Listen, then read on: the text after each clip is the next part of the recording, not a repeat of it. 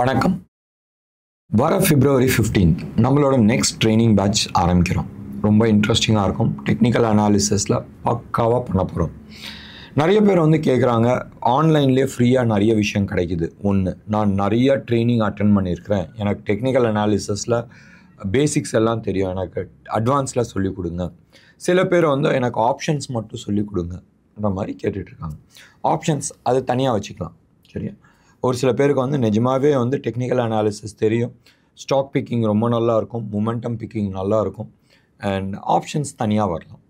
Right, நான் options பற்றி நான் இப்போதைக்கு கமெண்ட் அடிக்கலை. பட் எங்களோட லெவல் என்னதுன்றது தெரியாது. ஸோ ஒரு பேசிக்ஸில் as small as candle stick, இந்த கேண்டில் ஸ்டிக்குன்ற அந்த வித்தியாசம் இருக்குல்ல, நிறைய பேர் என்கிட்ட ட்ரைனிங்கில் இருக்கிறாங்க, அண்ட் ட்ரைனிங் முடித்தவங்களும் இருக்கிறாங்க. இந்த கேண்டில் ஸ்டிக்கில் இருக்கிற அந்த இன்ஃபர்மேஷன்ஸ், ஒரு கேண்டில் ஸ்டிக்கை பார்த்து நிறைய கதைகள் சொல்ல முடியும். அதுக்கு பின்னாடி இருக்கிற ஆட்களோட பற்றி நிறைய விஷயங்கள் நம்ம பேச முடியும். எத்தனை பேர் அதை பற்றி பேசிகிட்டு இருக்காங்க. எல்லாருமே இது ஹேமர் ரிவர்சல், இது டோஜி இன்கன்சிஸ்டன்ஸு, இது பியர்சிங் பார், இது எல்லாருமே சொல்லுவாங்க, இல்லைன்னு நான் சொல்லியே. ரைட், இதை பற்றி தியரிட்டிக்கல் நாலேஜ் வச்சுட்டு நீங்கள் சம்பாதிக்க முடியாது. சரி, இப்படியே கேள்வி கேட்கலாமே, உங்களுக்கு எல்லாம் தெரியுதுல்ல, அப்போ ஏன் சம்பாதிக்க முடியல? ஏன் மார்க்கெட்டில் அடி வாங்குது? ஏன் நீங்கள் அந்த டாப் 1% இல்லை 2% ஆஃப் தி சக்ஸஸ்ஃபுல் ட்ரேடராக வர முடியல? எங்கேயோ ஒரு இடத்துல குறை இருக்குது. அந்த குறையை நாங்கள் நீக்கிறோம். ஃபுல்லாக வாங்க, ஒன்றும் எனக்கு தெரியாதுன்னு சொன்னாலும் வாங்க. ரைட், எனக்கு எல்லாம் தெரியும் ஆனால் என்னால் சக்ஸஸ் ஆக முடியலன்னு தெரிஞ்சாலும் அந்த மைண்ட் செட்டை கொஞ்சம் எடுத்து வச்சுட்டு வாங்க. நம்ம டீச் பண்ணும் போதும் உங்களோட எக்ஸ்பீரியன்ஸ், ரைட், உங்களோட எக்ஸ்பீரியன்ஸ், அந்த எக்ஸ்பீரியன்ஸும் யூஸ் ஆகும். எந்தெந்த இடத்துல நான் தவறு பண்ணன்றதை, அந்த பாயிண்ட், அந்த மிஸ்டேக்ஸை நான் உங்களுக்கு ஈஸியாக எடுத்து காட்ட முடியும். மறுபடியும் நேத்தோட வீடியோவில் கமெண்ட்ஸ் எல்லாம் பார்த்துட்டு இருந்தேன், நீ ஸ்ட்ராட்டஜி சொல்லிக் கொடுக்கறதுல, இண்டிகேட்டர் சொல்லிக் கொடுக்கறதுல, அப்போ என்ன தான் சொல்லிக் கொடுக்குற? நாங்கள் சொல்லிக் கொடுக்கறதுல பணம் பண்ண முடியும். ரைட், ஸ்ட்ராட்டஜிஸ் தேவை கிடையாது. ஸ்ட்ராட்டஜிஸ்ன்றது அந்த சமயத்தில் இருக்கிற ஒரு விளையாட்டு, அவ்வளோதான். ரைட், ஒரு 4 விஷயத்தை சேர்த்தா ஒரு ஸ்ட்ராட்டஜி வரப்போகுது. ஸ்ட்ராட்டஜிஸ் எப்பயுமே சக்ஸஸ்ஃபுல் ஆகணுன்ற அவசியம் கிடையாது. அந்த சமயத்தில் சொல்யூஷனாக இருக்கலாம். அதே ஸ்ட்ராட்டஜி ஒரு 30-40% ஆஃப் தி பப்ளிக் பண்ணும் போதும் இட் பிகம்ஸ் யூஸ்லெஸ். அந்த ஸ்ட்ராட்டஜி ஒர்க் ஆகாது. You have a surprise element. மற்றவங்க பண்ணாது நான் பண்ணணும். அப்போ எப்போ பண்ண முடியும்? உங்களுக்கு கம்ப்ளீட்டாக டெக்னிக்கல் அனாலிசிஸ்னால் என்னன்னு தெரியணும். தெரியும் போதும் நீங்கள் சொந்தமாக உங்கள் ஓன் ஸ்ட்ராட்டஜிஸ் போட முடியும். பாயிண்ட் 1. வேறு ஏதாச்சும் ஒரு ஸ்ட்ராட்டஜி சொல்கிறாங்கனால் அது சக்ஸஸ் ஆகுமா இல்லையான்றது நீங்களே அனலைஸ் பண்ண முடியும். நான் ப்ரௌடாக சொல்ல முடியும், எங்களோட அத்தனை ட்ரைனிங் ஸ்டூடெண்ட்ஸும் எந்த ஸ்ட்ராட்டஜி கொடுத்தாலும் பிரித்து அழகாக வச்சுருவாங்க. இது சக்ஸஸ் ஆகுமா ஆகாதா, கரண்ட் மார்க்கெட் சினாரியோவில் இது சக்ஸஸ் ஆகுமா ஆகாதா, என்னை விட்டுருங்க. ரைட், இது என் கரண்ட் ஸ்டூடெண்ட்ஸ் கூட இது பண்ண முடியும். இது நான் கேரண்டி பண்ண முடியும். Right, I am not giving you assurance light நீ 1 லட்சம் போடு 2 கோடி ரூபா சம்பாதிக்கிறேன்றது அந்த கதை வேணாம். அது உங்களால் சம்பாதிக்க முடியுமா? அது உங்களோட ரிஸ்க் ப்ரொஃபைலை பொறுத்து இருக்குது. Right, I am not giving you any assurance. நீங்கள் ஃபுல்லாக கற்றுக்கணுமா? ரைட், நான் சொல்லிக் கொடுக்கறது கேண்டில் ஸ்டிக்லேருந்து ஆரம்பித்து அட்வான்ஸ் லெவல் வரைக்கும் நான் எடுத்துகிட்டு போகிறேன். கம்ப்ளீட்டாக என்னோட 15 இயர்ஸ் ஆஃப் எக்ஸ்பீரியன்ஸ், நான் 120 best of the best trainers across the world யார்கிட்ட நான் கற்றுக்கிட்டனோ அவங்கள்ட்ட இருக்கிற நாலேஜ் பேஸும் நான் அவங்கள்ட்ட ஷேர் பண்ணுறேன். அதில் எது ஒர்க் ஆகும், எது தியரி மட்டும், எதை வச்சு காசு பண்ண முடியும், எல்லாத்தையுமே நான் ஷேர் பண்ணுறதுக்கு ரெடியாக இருக்கிறேன். பண்ண வேண்டியது ரொம்ப சிம்பிள். எங்களோட கால் சென்டர் நம்பருக்கு கால் பண்ணுங்கள், 9444468888. டெஃபினட்டாக இன்ட்ரெஸ்டிங்காக இருக்கும். Market 320 point down. ரைட், 5வது நாள் கண்டினியூஸாக நிஃப்டி ஃபியூச்சர்ஸ் நெகட்டிவில் க்ளோஸ் ஆகுது. நிறைய பேர் கிண்டல் பண்ணிகிட்டு இருந்தாங்க. நான் சொன்னேன், அப்பா விற்றுட்டு கேஷில் உட்காருங்க, உங்களுக்கு கிளாரிட்டி இல்லையா, உங்களுக்கு விஷன்ஸ் கிளியராக இல்லையா, டெஃபினட்டாக நீங்கள் விற்றுட்டு கேஷில் உட்காருங்க. திஸ் இஸ் ஆப்பர்ச்சுனிட்டி டு எக்ஸிட்ன்றது நான் சொல்லிகிட்டு இருந்தேன். அந்த மார்க்கெட் அந்த 23,850 அது அன்ஃபினிஷ் ஜாபாக இருந்துச்சு. அன்ஃபினிஷ் ஜாப்னு சொன்னால் அந்த டார்கெட் வந்து ஓப்பனில் இருந்துச்சு. அந்த டார்கெட்டை வந்து டச் பண்ணும். மார்க்கெட் பெருசாக கீழே விழுந்து டுவர்ட்ஸ் ஜனவரி எண்டு, ரைட், நிறைய பேர் ஷார்ட்டில் உட்காந்துட்டு இருந்தாங்க. ஸோ ஜனவரி மாதம் ஷார்ட்டை க்ளோஸ் ஆகிடுச்சு. பிப்ரவரி மாதம் கான்ட்ராக்ட் ஓப்பன் ஆனோன்னா ஷார்ட் கவரிங்கில் வந்து மார்க்கெட் மேலே போக ஆரம்பிச்சிச்சு. அண்ட் பவுன்ஸ் பேக் வந்து தான் ஆகணும். மினிமம் 25%, 38% ஆர் 50%, 61% ஏதாச்சும் ஒரு லெவலுக்கு வந்து ஆகும். அந்த லெவல் வரைக்கும் வந்துட்டு ரிவர்ஸ் ஆக ஆரம்பிச்சிச்சு. ரிவர்ஸ் ஆகும்போதும் நான் நிறைய பேர்த்திட்ட நான் சொன்னேன், இது ஏறுது, இன்ட்ரெஸ்டிங்காக இருக்குது, எங்கேயாச்சும் ஒரு இடத்துல ஸ்டாப் லாஸ் போங்க. இங்கேருந்து மார்க்கெட் ரிவர்ஸ் ஆகி மே பக்கம் போனாலும், மறுபடியும் யூஸ் பண்ணுற வேர்ட் ஞாபகம் வச்சுங்க, ரிவர்ஸ் ஆகி மே பக்கம் போனாலும் போட்டோம். ஆனால் கீழே வந்தால் எங்கேயாச்சும் ஒரு இடத்துல எக்ஸிட் பண்ணணும். ஸ்டாப் லாஸ் போட்டுங்க, எக்ஸிட் பண்ணுங்கள், சிட் இன் கேஷ். நிறைய பேர் கிண்டல் பண்ணாங்க, ரைட், இவன் இப்படி தான் மேலே வந்து 1000, 1200 பாயிண்ட் மேலே போச்சு, you miss the opportunity. I didn't miss the opportunities. நம்ம வந்து டெய்லியும் வந்து இந்த ஸ்டாக்கை இந்த லெவலில் வாங்குங்கன்ற அது மாதிரி நான் வந்து மைக்ரோ லெவல் மைக்ரோ மேனேஜ்மெண்ட்ஸ் நான் பண்ணணும்னு நான் விருப்பப்படல. நான் மோஸ்ட்டாக ஸ்விங் ட்ரேடிங்கு தான் நம்ம வந்து பேசிகிட்டு இருந்தோம். And market has crashed. நிறைய பேர் ஆர் இன் பிக் பெயின். ஏன்? இந்த ப்ரீவியஸ் மார்க்கெட்லேருந்து ரிவர்ஸ் ஆக ஆரம்பித்தோன்னே நியூ ஆல் டைம் ஹைன்றது நிறைய பேர் பேசிகிட்டு இருந்தாங்க. சத்தியமாக வரல. இப்போ இருக்கிற சூழ்நிலையில் என்ன நடக்கும்? ப்ராபப்ளி, ரைட், 5 நாள் கீழே விழுந்ததுக்கு ஒரு 2-3 நாள் சைட்வேஸ் போகலாம். அதுக்கப்புறமா ஒரு ஷார்ப் ஃபால் வரலாம். இது சினாரியோ 1. சினாரியோ 2, 2-3 நாள் சைட்வேஸ் போயிட்டு ஷார்ப் அப் மூவ் வரலாம். ஏன் அப் மூவ் வரும்? இதுக்கு கதை வேணுமா? ரைட், கதை வேணும்னு சொன்னால் கதை சொல்லலாம். இப்போ மக்கள் வந்து என்ன கதை சொல்லிகிட்டு இருக்காங்க? ஒன்று, ருப்பி டிப்ரிஷியேட் ஆகிடுச்சு, ட்ரம்ப் வந்து டேரிஃப்ஸ் போடுறாரு, அந்த டேரிஃபில் வந்து இந்தியாவுக்கு பெரிய பாதிப்பு வரும். நேற்று வந்து ட்ரம்ப் வந்து ஸ்டீலுக்கும் அலுமினியமுக்கும் வந்து 25% நான் டேரிஃப் போடுறேன்னு சொன்னார். ஸோ அதனால் சைனாலேருந்து அமெரிக்காவுக்கு போகிறதெல்லாம் இந்தியாவுக்கு ஃப்ளட் ஆகிடும், இந்தியாவில் வந்து சீப்பாக வரும். அப்போ நம்ம ஊர் கஸ்டம்ஸ் என்ன சும்மா உட்காந்துட்டு இருப்போம்? இல்லை நம்ம ஊர் ஃபைனான்ஸ் மினிஸ்டர் சும்மா இருப்பாங்களா? இந்த சைடு வருதுன்ற இன்ஃபர்மேஷன் வந்தாவே வந்து டெஃபினட்டாக டேரிஃப்ஸ் போடுவாங்க. It's all proactive government, right? Unlike மாதிரி கிடையாது. இப்போ வந்து ப்ரோஆக்டிவாக தி ஆர் டூயிங் இட். இது ஒன்று. ரெண்டாவது வந்து நம்ம பிரதமர் இப்போ வந்து ஃப்ரான்ஸில் இருக்கார். அவர் யூஎஸ் போனோடனே பயங்கரமான விஷயம் நடக்கும். ஒன்றும் நடக்காது. இந்த கொலாடி சண்டைன்னு சொல்லுவாங்க தெரியுமா? 2 பேரும் முடியை பிடிச்சிக்கிட்டு, பழைய சினிமாலாம் நிறையா இருக்கும். இப்போலாம் அது கிடையாது நிறைய இடத்துல, ஆனாலும் இருக்குது. சென்னையில் நிறைய இடத்துல இருக்குது, நான் பார்த்துருக்குறேன். பட் இந்த மாதிரி சண்டை போட்டுக்கிட்ட ஒரு 3 கண்ட்ரி யார்? Mexico, US Mexico, US Canada, US China. இவங்களுக்குள்ளாரையே இவங்க வந்து சமாதானம் ஆகிட்டு ஓகே அடுத்த 30 நாள் உட்காந்து பேசலான்ற மாதிரி வந்திருக்கிறாங்க. இந்தியா கூட they have a very good relationship. 1, 2, போகிறது யார்? ரைட், மோடி. முக்கால்வாசி இடத்துல மோஸ்ட்டாக நீங்கள் குஜராத்தி எடுத்து பாருங்களேன், போகிற இடத்துல திட்டுறது கூட மரியாதையாக திட்டுவாங்க. நம்ம கோயம்புத்தூர் ஆளு மாதிரி, ரைட், மரியாதையாக தான் பேசுவாங்க. என்ன தான் சண்டை இருந்தாலும் பெரிய இது வராது. வியாபாரத்தில் கண்ணும் கருத்துமாக இருப்பாங்க. டெஃபினட்டாக there will be a positive news with respect to US. என்ன தான் நம்ம வந்து யூஎஸ் கூட்ஸை நம்ம வந்து இம்போர்ட் பண்ணுறோம், டேரிஃப் லோ பண்ணுறோம், இது எல்லாமே வந்து இந்தியாவுக்கு எந்த விதமான நஷ்டமும் கிடையாது. ஏன்னு சொல்லுங்கள்? இப்போ பெட்ரோல் வாங்கிட்டு இருக்கோம். யார்கிட்ட வாங்குகிறோம்? சவுதி அரேபியாட்ட வாங்குகிறோம், ரஷ்யாட்ட வாங்குகிறோம். அமெரிக்கா வந்து என்ன சொல்லும்? நீ நிறைய எக்ஸ்போர்ட் பண்ணுற, என்னை எக்ஸ்போர்ட் பண்ண விட மாட்டேங்கிற, நீ வந்து எலக்ட்ரிக்கல் வெஹிக்கல்ஸ்க்கெலாம் வந்து ஹெவி டேரிஃப்ஸ் போடுற. சந்தோஷம், ரொம்ப சந்தோஷம். உனக்கு என்ன பெட்ரோல் தானே வாங்கணும், நீ கொடு. ரஷ்யா இந்த ரேட்டில் கொடுக்குது, நீ கொடுக்குறியா? வாங்கிட்டு போகிறாங்க இந்தியா. It doesn't matter. ஏற்கனவே இந்தியா வந்து க்ளோஸ் டு அபவுட் 39 கண்ட்ரீஸ்ட்டு வந்து எனர்ஜி இம்போர்ட் பண்ணிகிட்ருக்கோம். எனர்ஜினா இது மாதிரி பெட்ரோல், கேஸ், அது மாதிரி. அமெரிக்காட்ட வாங்கினா எனக்கு என்ன? எனக்கு ஒன்றும் பிரச்சனை இல்லை. சவுதி அரேபியாட்ட வாங்கினாலும் அதே காசு தான், அமெரிக்காட்ட வாங்கினாலும் அதே காசு தான். So India will find one more source and better ப்ரைஸிங்கில் கிடைக்கிறதுக்கு சான்சஸ் இருக்குது.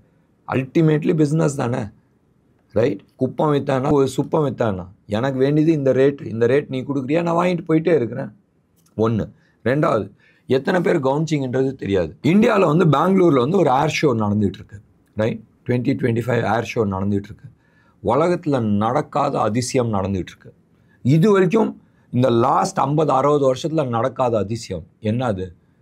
ரைட்? ஒரே ஏர் ஷோவில் எதிரில் F-35ம் இருக்குது, சுக்காய் Su-57 அதுவும் நிற்கிது. ரெண்டுமே வந்து வேர்ல்ட்ஸ் பெஸ்ட் ஏர்க்ராஃப்ட்ஸ். ரெண்டு எதிரி கண்ட்ரியோட பெஸ்ட் ஏர்க்ராஃப்ட்ஸ் ஹியர். இது வரைக்கும் நடந்ததே கிடையாது. இதோட பெட்டர் என்னங்க வேணும்? India is the only country where they can sell. India is the only country who is sitting with so much of money. Right? சைனாவும் உட்காந்து இருக்குன்னு சொல்லலாம். எஸ், இல்லைன்னு நான் சொல்ல. பட் அவங்க க்ரோத் அடி வாங்கியிருக்கு. India has a better growth story. Yes, நம்மளோட economy is not as big as China or as big as US. US வந்து somewhere close to about 25 trillion இருக்குது. இவன் 17 ட்ரில்லியன் இருக்கிறான். நம்ம வந்து இன்னும் 3.25-4 கூடியும் டச் ஆகலை. That's okay. பட் ஸ்டில் நம்ம வந்து அடுத்த சில வருஷங்களில் பயங்கர பெருசாக போகிறோம். இந்த மார்க்கெட் அவங்களுக்கு தேவை. யூஎஸோட என்டையர் பாப்புலேஷன் எவ்வளவோ அவ்வளோ பணக்காரங்க இங்கே இருக்கிறாங்க. மிடில் கிளாஸ் ஃபேமிலி இருக்கிறாங்க, அப்பர் மிடில் கிளாஸ் ஃபேமிலி இங்கே இருக்கிறாங்க. அவன் இதை பார்ப்பானா அங்கே பார்ப்பானா? So definitely India knows. இப்போ இருக்கிற கவர்மெண்ட் வந்து ரொம்ப தெளிவாக இருக்குது. They know what is the power. என்னோட பார்கெயின் என்னான்றது தெரியும். ரைட்? எந்த அளவுக்கு நான் வந்து வாண்ட்டை விற்கணும்னு நான் விருப்பப்படுறேனோ அதோட நீ வந்து பயங்கர அர்ஜென்ட்டில் இருக்கிற உன் ப்ராடக்டை விற்கணும்னு. ஒரு வியாபாரிக்கு அழகு வந்து அதுதான். ஒன்ஸ் தே ஐடென்டிஃபை என்னோட ஸ்ட்ரென்த் என்ன, உன்னோட ஸ்ட்ரென்த் என்ன, உன்னோட வீக்னஸ் என்ன. ரைட்? இதை ஐடென்டிஃபை பண்ணிட்டுனா உட்காந்து எதிரில் உட்காந்து பேசுவாங்க. அண்ட் டெஃபினெட்லி ஒரு பிஸ்னஸ்மேன்னா பக்கா பிஸ்னஸ்மேனாக பேசுவான். அங்கே உட்காந்து இருக்கிற பிரசிடென்ட் ட்ரம்ப்பும் வந்து பக்கா பிஸ்னஸ்மேன். ரைட்? பக்கா businessman. He is not interested in war. இங்கே உட்காந்து இருக்கிற பிரதமர் மோடியும் வந்து பக்கா businessman. So definitely real businessmen வந்து உட்காந்து டேபிளுக்கு அக்ராஸாக உட்காந்து பேசி தெளிவான விஷயம் வருவாங்க. ஸோ டெஃபினட்டாக அடுத்த 2-3 நாளில் வந்து ரொம்ப நல்ல நியூஸ் இருக்கும். இந்தியாவை பொறுத்த வரைக்கும் நிறைய நல்ல நியூஸ் இருக்கிறதுக்கான வாய்ப்புகள் இருக்குது. டெக்னிக்கல் செட்டப்பும் அதே மாதிரி தான் காட்டிகிட்ருக்கு. இந்த ப்ரீவியஸ் லோ உடைக்கிறதுக்கு சான்சஸ் இருக்குது. இப்போதைக்கு நீங்கள் வந்து ஆப்ஷன் டேட்டாஸ் நீங்கள் எடுத்துக்கிட்டிங்கன்னா 22,700 லெவலில் இருக்குது. எவ்ரிடே அப்படியே குறைஞ்சி நீங்கள் எடுத்து பாருங்களேன். 23,700 இருந்துச்சு, இன்றைக்கி 22,700 இருக்குது. 1000 பாயிண்ட் கீழே வந்திருக்கு. தட்ஸ் ஓகே, அது வந்து தான் ஆகணும். கால் எங்கே ஹையஸ்ட் இருக்குது? 23,300 லெவலில் இருக்குது. So definitely it is a very good sign. Let's wait and see. அடுத்த சில நாட்களில் கவர்மெண்ட் வந்து என்ன பண்ண போகுது, இதில் இந்தியன் கவர்மெண்ட்டோ இல்லை ஃபைனான்ஸ் டிபார்ட்மெண்ட்டோ இல்லை இந்தியாவில் இருக்கிற கம்பெனிஸ்லாம் ரியாக்ட் பண்ணுன்றது எதிர்பார்க்க வேணாம். Definitely Indian government they are reacting and சீரியஸாக போய் உட்காந்து பேசுகிறதுக்கான வேலை ஆரம்பிச்சிருக்கிறாங்க. And India is not going to சரண்டர்ன்றது வேறு, உட்காந்து பிஸ்னஸில் ஈக்குவலாக உட்காந்து பேசுகிறதுன்றது வேறு. இந்தியா ஈக்குவலாக போய் உட்காந்து பேசுகிறதுக்கு தான் வந்து போயிருக்கிறாங்க. And we have a very good opportunities. டெஃபினட்டாக நீங்கள் எதிர்பார்க்குற மாதிரி மார்க்கெட் பெருசாக கிராஷ் ஆகிறதுக்கான இம்மீடியட் ப்ராபபிலிட்டிஸ் கிடையாது. ஆக்சுவல் ப்ராப்ளம் என்னது? யூஎஸோட கடன் பிரச்சனை, சைனாவில் கடன் பிரச்சனை. இதுதான் உலகத்தில் இருக்கிற மெயின் ப்ராப்ளம். யூரோப்பில் இருக்கிற கடன் பிரச்சனை. இந்த பிரச்சனையை மறைக்கிறதுக்கு தான் ஊரில் இருக்கிற நம்ம ஊர் அரசியல்வாதி பண்ணுவாங்க தெரியுமா? ரைட்? அந்த அரசியல்வாதி மாதிரி தான் உலக லெவலில் இது பெரிய லெவலில் பண்ணியிருக்கிறாங்க. என்னது? போர், இது அது எல்லாத்தையும் தள்ளி விட்டுட்டு சீரியஸாக உட்காந்து பிஸ்னஸ் பேசும் போதும் இந்த விஷயம் எல்லாமே வந்து வெளியில் அம்பலம் ஆகும். ஏதாச்சும் ஒரு காலகட்டத்தில் அம்பலம் ஆகும். ஃபஸ்ட்டு என்றைக்குமே ஒன்றே ஞாபகம் வச்சுங்க. ஒரு ப்ராப்ளம்க்கு சொல்யூஷன் வேணும்னு சொன்னால் ஃபஸ்ட்டு எக்ஸப்ட் பண்ணுறது எனக்கு ப்ராப்ளம் இருக்குன்றதை எக்ஸப்ட் பண்ணணும். எனக்கு கடன் இருக்குது, நீங்கள் எக்ஸப்ட் பண்ணால் அதுக்கான சொல்யூஷன் கண்டுபிடிக்கலாம். எனக்கு கடன் இருக்குது நான் மறைக்கிறேன்னு சொன்னால் சொல்யூஷன் கண்டுபிடிக்க முடியாது. எனக்கு வியாதி இருக்குது, அதை ஐடென்டிஃபை பண்ணி நீங்கள் எக்ஸப்ட் பண்ணிட்டீங்க, எனக்கு ஆமாம் எனக்கு வியாதி இருக்குது, அதை எக்ஸப்ட் பண்ணிட்டுனா அதுக்கான ட்ரீட்மெண்ட் வேலை ஆரம்பிக்கலாம்.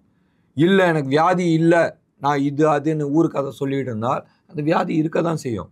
டெம்ப்ரரி ரிலீஃப் இருக்கலாம். ரைட்? இப்போ இருக்கிற சூழ்நிலை, ரைட், இவ்வளோ நாள் நடந்துக்கிட்டு இருந்த சூழ்நிலை வந்து அதுதான் நடந்துக்கிட்டு இருந்துச்சு.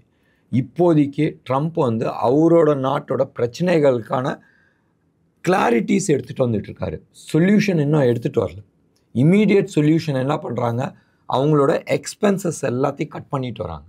இப்போ எனக்கு கடன் நிறையா இருக்குது, ஒத்துக்கிட்டேன், எனக்கு கடன் நிறையா இருக்குது. அப்போ இம்மீடியட்டாக என்ன பண்ணும், ஃபஸ்ட்டு வேலை வெளியில் இருக்கிற செலவுகள் எல்லாத்தையும் கட் டவுன் பண்ணும். வெளியில் ஹோட்டல் போகிறது கட்டு, பார்க்கு பீச்சுக்கு சுற்றுறது கட்டு, டூர் அடிக்கிறது கட்டு, ரைட்? இதெல்லாமே கட் டவுன் ஆகும். என்டர்டெயின்மெண்ட்லாம் மேக்ஸிமம் கட் டவுன். அதுக்கு அடுத்தது வந்து என்னன்னா, யார் யார் எனக்கு காசு கொடுக்கணுமோ, யார் யார் என்னை ஏமாற்றிட்டு இருக்கானோ அவன்கிட்ட உட்காந்து பிஸ்னஸ் பேசணும். இதுதான் நடந்துகிட்ருக்கு. இன்னும் ஏர்னிங்கான விஷயத்தை எடுத்துகிட்டு வரல. ஆக்சுவல் ஏர்னிங் வரும்போது தான் அவங்களுக்கான பெயின்ஸ் தெரியும். இது வந்து பர்சனல் ஃபைனான்ஸ் அண்ட் இது வந்து மேக்ரோ. இது மைக்ரோ, அது மேக்ரோ. ஒன்றும் பெரிய வித்தியாசம் இல்லை. இந்த தெளிவு இருந்துச்சுன்னு சொன்னால் அடுத்தது என்ன மார்க்கெட்டில் நடக்கும்ன்றது நீங்கள் எதிர்பார்க்கலாம். ப்ராபப்ளி, மறுபடியும் நான் யூஸ் பண்ணுற வேர்டு ப்ராபபிலிட்டி, சம்வேர் இன்னும் ஒரு 500-600 பாயிண்ட்ஸ் கீழே விழுந்துட்டு ஒரு ஷார்ப் மார்க்கெட் அப் மூவ் வரலாம். அந்த அப் மூவ் வந்து it can take to the new high, new all time high கூடயும் எடுத்துகிட்டு போகலாம். ஏன்னு சொன்னால் மார்க்கெட்டில் எக்கச்சக்கமான கேஷ் கிடக்குது அண்ட் பெரிய ஷார்ப் ஃபால் வந்திருக்கு. இந்த ஷார்ப் ஃபால் வரும்போதும் ஊரில் இருக்கிற ஃபண்டமெண்டல் அனாலிஸ்ட் எல்லாருமே வந்து என்ன சொல்லுவாங்க, பயங்கர டிஸ்கவுண்ட்டில் கிடச்சிருக்குன்றது. நியூ ஆல் டைம் ஹைக்கு எடுத்துகிட்டு போகிறதுக்கான நிறைய பாசிபிலிட்டிஸ் இருக்குது. அண்ட் ப்ராபப்ளி ஜூலை ஆகஸ்ட்க்கு அப்புறமா ஒரு sharp fall will take almost ஒரு 8,000-10,000 பாயிண்ட்ஸ் கீழே எடுத்துகிட்டு போகிறதுக்கான ப்ராபபிலிட்டிஸ் இருக்குது. இது மனசில் இதை வந்து லார்ஜர் பிக்சர் கொடுத்துருக்குறேன், மைக்ரோ பிக்சர்ஸும் கொடுத்துருக்குறேன், ஊரில் என்ன கதை சொல்லுவாங்கன்னு சொல்லியிருக்கிறேன். நாங்கள் ரிஜிஸ்டர்ட் அட்வைசர்ஸ் கிடையாது. ஸோ நான் சார்ட்டை போட்டு நம்பர்ஸ் சொல்ல முடியாது. ஸோ மனசில் கிளாரிட்டிஸ் வச்சுங்க. இப்போதைக்கு இருக்கிற ஒரே ஒரு கிளாரிட்டி அட்வான்டேஜ் என்ன, அது ரூபி பிலோ 87 கீழே வந்திருக்கு. கோல்டு நியூ ஆல் டைம் ஹையை டச் ஆகிருக்கு. டாலர் இண்டெக்ஸ் இன்னமும் ஸ்ட்ராங் ஆகிட்டுருக்கு. இன்றைக்கி யூஎஸோட நம்ம ஊர் ஆர்பிஐ கவர்னர் மாதிரி அங்கே இருக்கிற ஃபெட் சேர்மேன் பேச போகிறாரு. ஸோ அவர் என்ன பேச போகிறாருன்றது ஒன்று இருக்குது. ரெண்டாவது, யூஎஸ் பாண்ட் மார்க்கெட் வந்து ஸ்ட்ராங் ஆகிட்டே இருக்குது. That means interest rate increase ஆகிட்டே போயிட்டுருக்கு. 5% மேலே போச்சு. 30 வருஷம் பாண்ட் மார்க்கெட் மோர் தென் 5% இன்ட்ரெஸ்ட் போச்சுன்னு சொன்னால் யூஎஸ் காலி. நீங்கள் கன்ஃபார்ம்டாக ஆன் அ வீக்லி சார்ட்டில் யூஎஸோட 30-இயர் பாண்ட் மார்க்கெட் மோர் தென் 5% இன்ட்ரெஸ்ட் கிராஸ் ஆகி நின்றுச்சுன்னு சொன்னால் நீங்கள் டெஃபினட்டாக US market at least 5,000 to 8,000 points கீழே உழுவுன்றது கேரண்டியாக எழுதி வச்சுக்கலாம். லெட்ஸ் வெயிட் அண்ட் சி என்ன நடக்க போகுதுன்னு. நான் லார்ஜர் பிக்சர்ஸ் எல்லாத்தையுமே நான் கொடுத்துருக்குறேன். நீங்கள் எங்களோட டெக்னிக்கல் அனாலிசிஸ் கோர்ஸில் ஜாயின் பண்ணுறீங்கன்னு சொன்னால் டெஃபினட்டாக இந்த கதை, நான் சொன்ன இந்த கதை, right, macro economy about the world நீங்கள் எடுத்துகிட்டு சார்ட்டில் ஒவ்வொரு சார்ட்டுக்கும் நீங்கள் வந்து கதை சொல்ல முடியும். ரைட், கதைன்றது வேறு, சார்ட்டை வச்சுக்கிட்டு நீங்கள் கதை சொல்ல முடியும். கதையை வச்சுக்கிட்டு சார்ட்டை சொல்லு. ஸோ சார்ட்டை வச்சுக்கிட்டு என்ன நடக்க போகுதுன்றது உங்களால் ப்ரிடிக்ட் பண்ண முடியும். வாங்க, ரொம்ப இன்ட்ரெஸ்டிங்காக இருக்கும். பர்சனலாக ஒவ்வொரு செஷனும் நான் எடுக்கிறேன் அண்ட் பழைய ரெக்கார்டிங்ஸ் நான் கொடுக்கறது கிடையாது. Every session is a live sessions. இன்ட்ரெஸ்டிங்காக இருக்கும். என்ன நேயர்களே, இன்றைக்கி ப்ரோக்ராம் உங்களுக்கு பிடிச்சிருந்துச்சுன்னா லைக் பண்ணுங்கள், ஷேர் பண்ணுங்கள். டெஃபினட்டாக உங்களோட கமெண்ட் பாக்ஸில் கொடுங்க. நன்றி, வணக்கம்.